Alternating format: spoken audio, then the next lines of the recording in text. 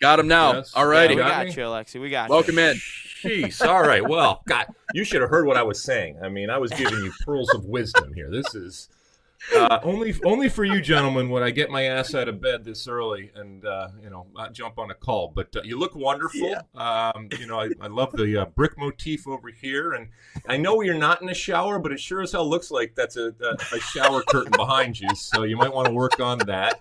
Let's see what else. It's Shabalala, okay, from South Africa, okay. One of the great goals in World Cup history. Not just because it was in the opening game of the World Cup down there in South Africa for South Africa, but just in general, which is a great goal. He smacked it in the upper 90s. So, I've been listening to the show and your lament as to the the lack of excitement and coverage out there is valid and fair, but I also think that you guys correctly and fairly talked about the reality of the situation, and especially in the U.S. with all the different stuff that we have going on. You'll see plenty of stuff, but again, I can't remember who it was who said it, but correctly pointed out that you have a budget like anybody else, and you want to make sure you maximize it and get the most out of the money that you are going to spend for marketing and advertising. And so I think you'll see a whole lot more as we get closer and closer to the summer. I guess for you, when did it start to get real in '94? When did it start to really kind of hit home for you? Yeah, so again, perspective is in order, and so while we can scratch our heads a little bit about the lack of promotion, if you will, right now, it's still night and day relative to 1994. Yeah. Many people didn't even know the World Cup was coming, and certainly in that moment, kind of turned in, and it was a steady progression and an evolution even through the tournament. So as the saying goes, you've come a long way, baby, and we certainly have. But still, this is still a World Cup that, for the most part, is being played in a country where soccer, as we know, isn't king, and there's a whole lot of other stuff that people think about and care about in the moment. So there is still an element of spreading the gospel. There's still an element of introduction to a lot of people. I know you guys were talking about Fox, and we're really proud again to be able to bring the yet another World Cup to the United States. And I think the biggest difference is back in '94 we stopped the bus in terms of explaining stuff and what a World Cup, what a World Cup is, what offside is, all this stuff. We don't do that anymore, and I'm really excited about people coming back to our country or coming to our country for the first time, and then our own country realizing how far we have come, how educated we are. Don't let anybody tell you that America isn't a soccer nation and that we don't have a soccer culture. Yeah, it's different. Yes, it's unique, but it's incredibly robust and educated and discerning, as I always say, and it's important to be reminded of that, and I think this summer we will be reminded of that.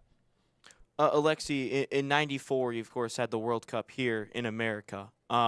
What was the message that 94 group wanted to send to not only the world, but to the American fans that may not have really known anything about soccer? I mean, we didn't want to mess it up, first and foremost. And I think, by the way, if I could do a little promotion here, we have a documentary on that 94 team and the lead up to 1994 coming out here in a couple of months. So definitely look for that. But one of the themes in that is the opportunity, but also the responsibility that we all felt towards this sport that still, while it has a history, was still relatively young in the United States. And so I think we wanted to make sure that when that final whistle blew, that we had left a mark, and a good positive mark, and we had pushed along the sport. It's like anything else, it's like parents. You want to leave your kids and the world in a better place than when you started. And so this was kind of our baby. And I like to think that we did that, and we made some noise, and people remember it. And I still to this day get people that will come up to me and say, hey, that was when things changed for me in terms of soccer. And I lived that power. I lived it individually, but a lot of people were introduced to it, and they found a lifelong love of the game. And so that's kind of what you want to do. But as I said, this team, and you were talking earlier about the talent of this team, even though many of them aren't well known. You're absolutely spot on, by the way, when you talk about some of these players who are making a lot of money and they're very famous elsewhere. But there's nothing better than a World Cup except for a home World Cup. And so for them, this is an opportunity to, I don't want to get crass about it, but the kids call it a brand nowadays. We didn't call it that back then, but we still thought about it in the same way. For them to expand their brand, this summer is a huge opportunity for some of these guys that, while they may be famous and well known elsewhere, from a U.S. perspective, they're still being introduced. Well, in talking about expanding the brand, I mean, I feel like there's no better way of doing that than what happened after the 94 World Cup when Major League Soccer was introduced. And I remember you talking about the tremendous amount of pride you had in flying back to the U.S. and playing in that league that was introduced here in the United States. Ryan and I have talked in length about this on the show. I find it hard to see a world in which any of those players start to come back to the United States, even after this World Cup. It would be nice to see. Do you picture a scenario in which this World Cup starts to lead some of those players back to the U.S.? Maybe not in the swan song of their career, but when they're still having their productive seasons? Yeah, I mean, maybe that's more of a fantasy. Yeah. And again, it was a very different time. MLS was still, well, it was originally going to happen after the 94 World Cup. And, to their credit, they recognized that we weren't ready yet. And so we had to kind of put it off a couple of years. But when MLS did kick off in 1996, it was chock full of players that had been seen by the American audience in that 94 World Cup. And that was by design. And that's a good thing. Obviously, we're in a very, very different place. But again, if MLS really has these aspirations to be the greatest league, the biggest league, the most popular, whatever it ends up being in the world, they're going to have to do some things going forward. I don't think it's all going to be dependent on the World Cup, and I don't think it should.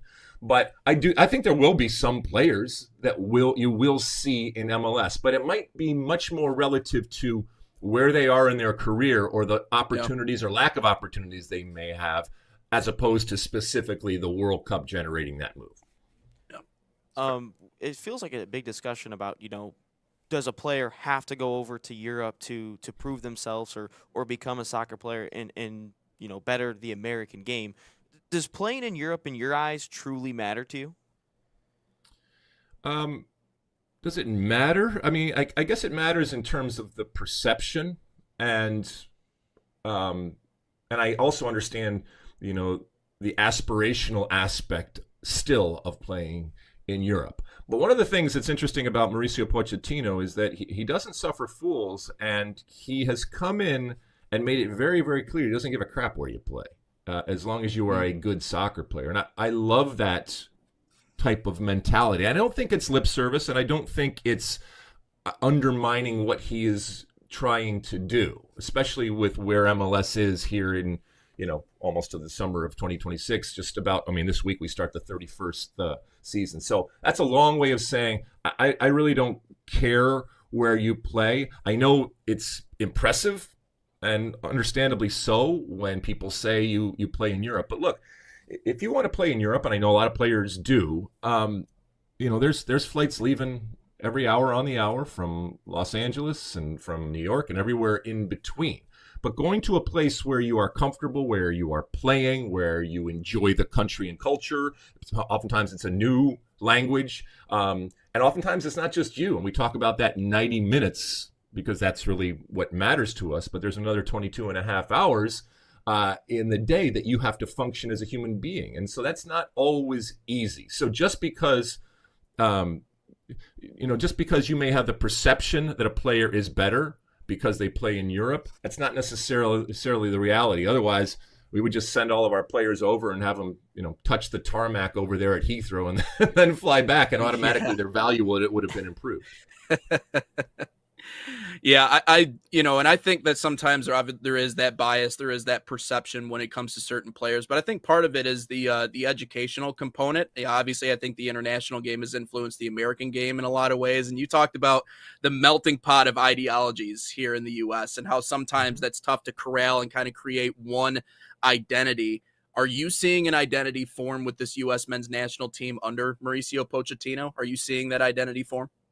I am, and let me just drill down a little bit so people understand the context in which we're talking about. And oftentimes people will ask me about how to make a national team and the really unique aspects in our country. One of the things that I do think makes us unique, and in many ways makes us such a great country, is this incredible melting pot and is this diversity. But it's also incredibly challenging to find 11 men to put on a field that represents a country of not just 350 million people. So there's just the actual amount, but all of that diversity that exists in it. Growing up in Michigan, the way that I thought about soccer was oftentimes different than the way, for example, a kid growing up in Jersey or Southern California or Texas or other places. And it can be influenced by, literally, it can be influenced by weather or the type of fields that you play. Obviously, it's influenced by the people that are around you and, the different diaspora that we have, all of those things. All right.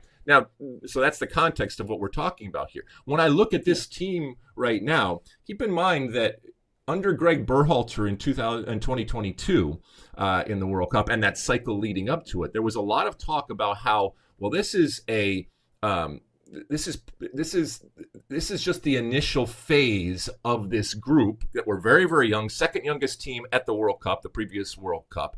Where we'll really see them come to fruition is in at home here in 2026. Now, you can't be sure that everybody's going to work out. And as a matter of fact, you look at a player like Musa, some of them haven't continued on, and there has been change, and that's relative to just natural progression or lack of progression, and then a new coach. But I do think that Mauricio Pochettino, like I said, has made it very, very clear that this is a team that needs to understand what they're good at and what they're not good at. And any national team needs to understand that. And I think he, while he has played his whole career and coached his whole career over in Europe, there is still that Argentine ruthlessness that I just absolutely love, that I think he has instilled in this team, in that you're not going to be given anything. You are not a team like France or somebody else that is going to be able to play through people, that is going to have depth.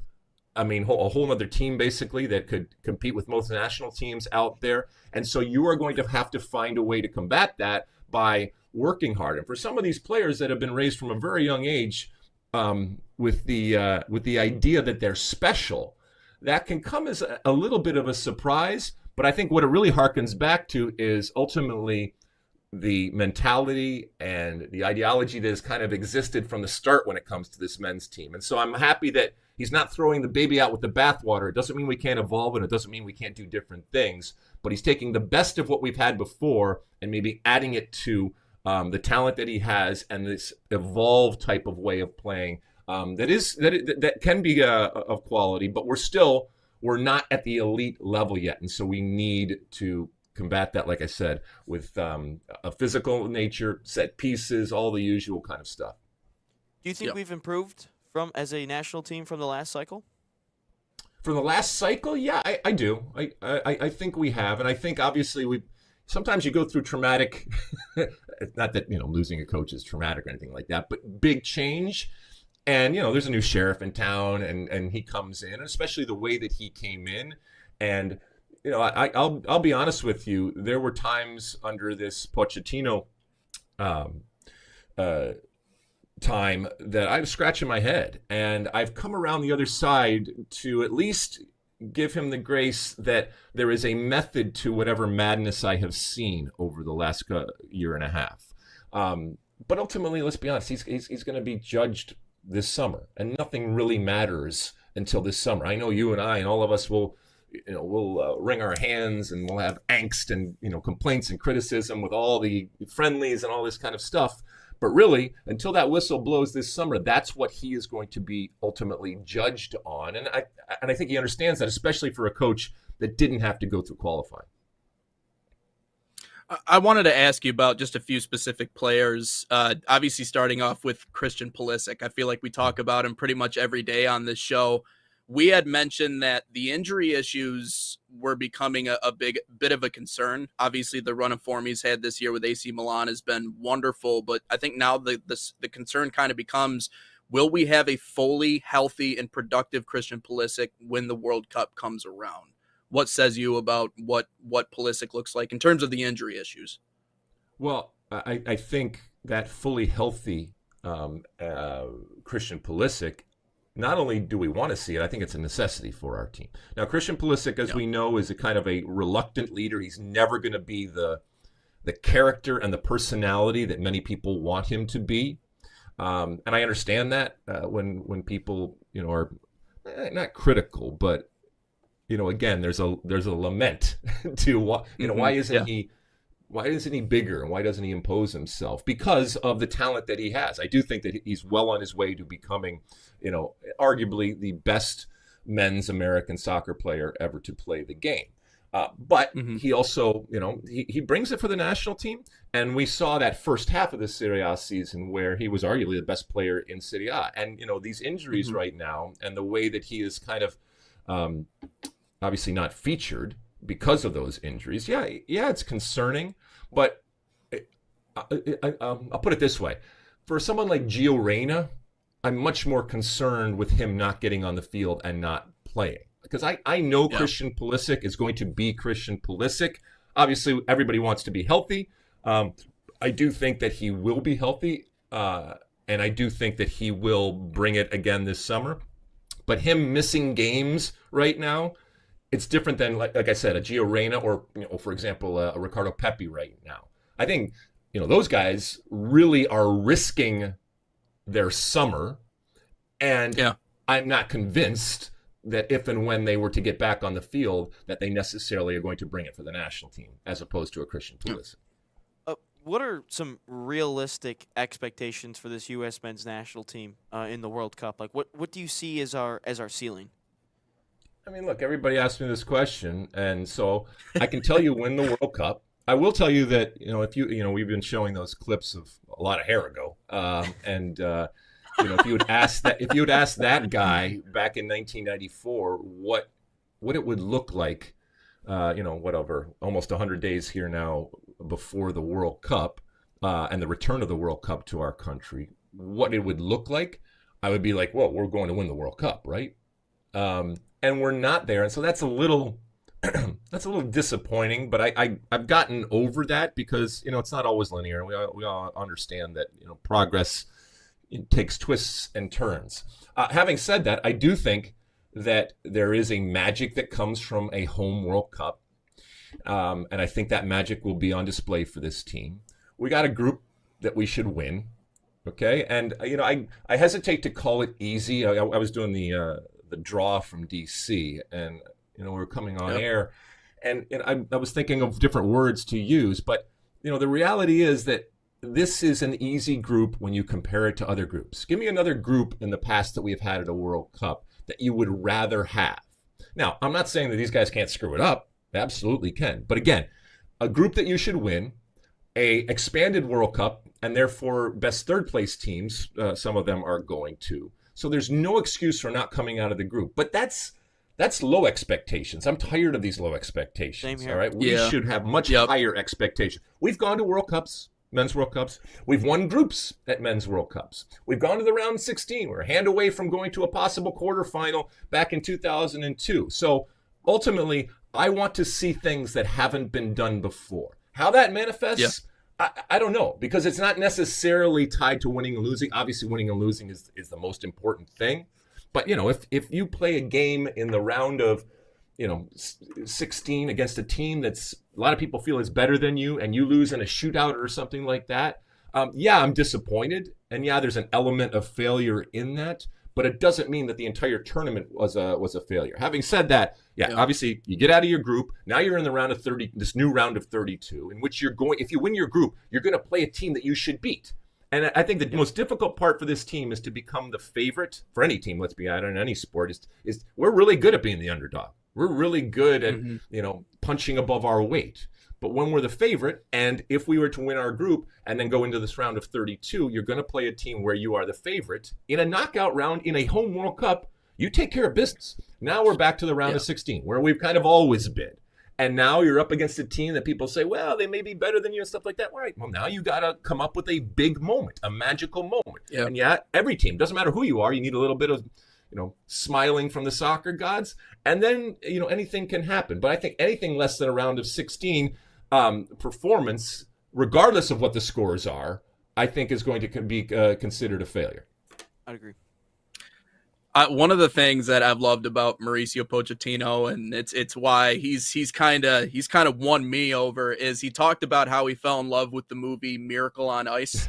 Apparently he watched it all the way through, and now he's a big fan of it. And obviously the biggest theme in that movie, outside of just how inconceivable that entire tournament was and that team winning gold, was just the overwhelming sense of pride wearing that USA on your chest. And I always thought that's the biggest honor in sports. It'd be one thing to go out and win a major professional championship. It's a whole different thing to wear the USA or the crest or whatever it is.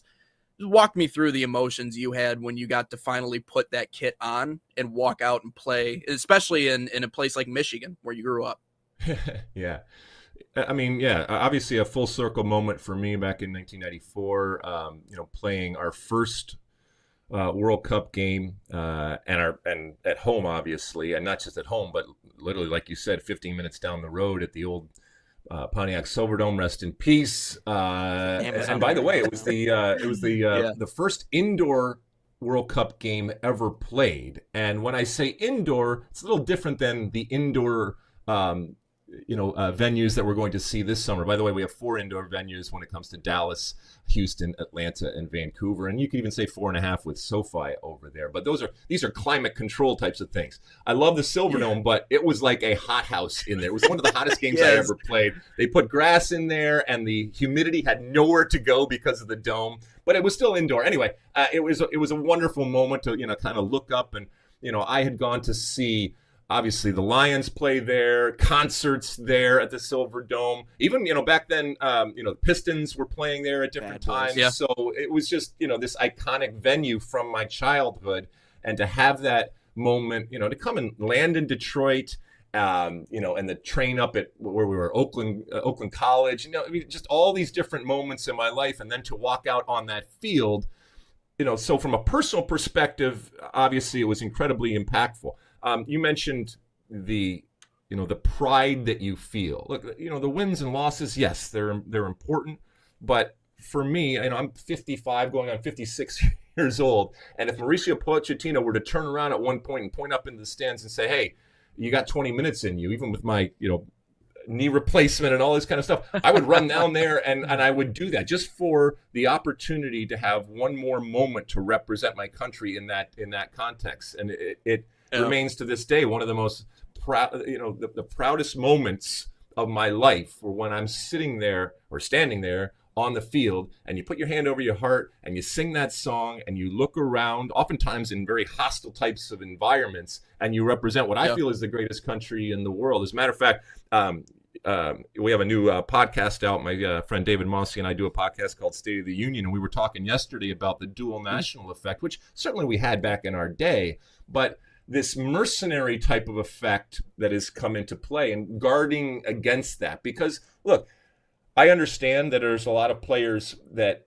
can play for multiple national teams that pick relative to where they think they have the best chance of playing. And I understand that, going to a World Cup, playing on a national team and all that kind of stuff. But at some point, it has to be more than that. At some point, you have to feel something for that country that you are representing. At least I think that that's important. I think that's one of the beautiful and the unique parts about international soccer, is that you are representing your country. I mean, we have debutantes in Cape Verde and Curacao and Uzbekistan.